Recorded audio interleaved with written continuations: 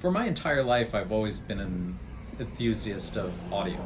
I loved sound reproduction and music even as a child, probably getting into it when I was about 4 years old, and air guitaring to the Beatles on my dad's old Macintosh-based tube system.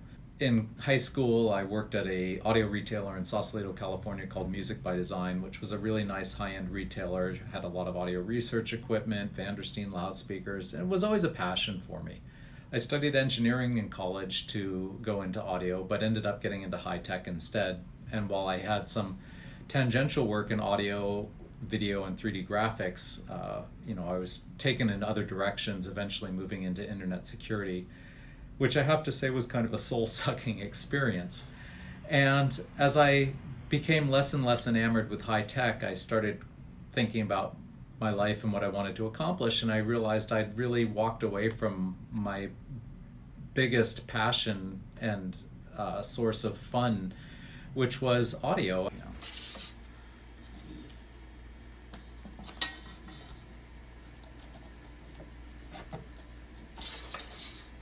Lots of different generations of technology here.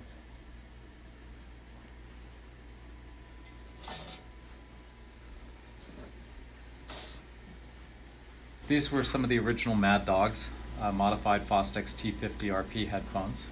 And they were really affordable, fun, super reliable headphone. I think we charged $2.99 for them at the time. A version that came out that we really loved was the Mad Dog Pro, which was probably our most underappreciated headphone. It really brought some of the fun of the alphas out using the alpha baffle technology and design. It just pumped out a great bass heavy sound. It was a lot of fun for electronica. These are some of our alpha dogs, and an early production prototype with, you can see the resolution of 3D printing at the point.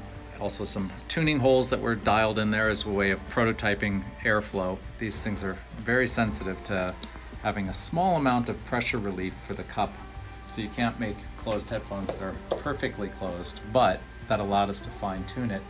Eventually we got a patent on this, which is the a variable screw for adjusting air damping, where the set screw is built into the sidewall of the cup, and you can control the size of the aperture with a wrench through here.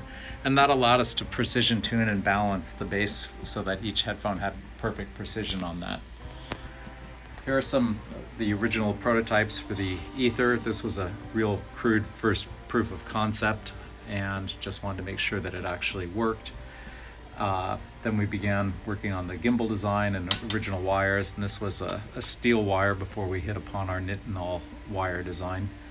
In here is where we fabricate the electrostatic headphones. It's a clean room which is operating at class 1 levels, so you basically have no measurable contaminants of any size in here. We have less than 10 samples, or 10 contaminants per cubic meter.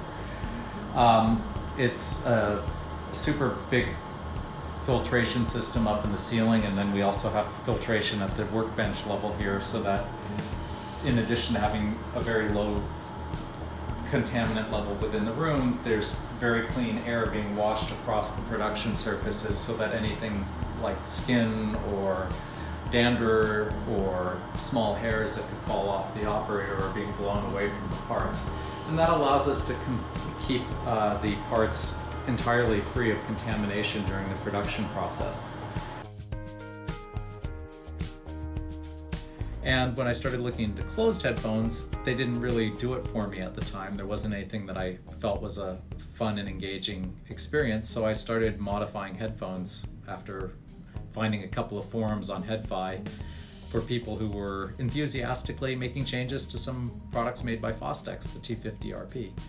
And so I started the business to do that, and left high tech with the hope and goal of making products that would make people's day a little nicer when they got the product at the end of the day after coming home from work, find a headphone at their house and be able to have a really nice experience enjoying music in a way that would be fun and refreshing for them.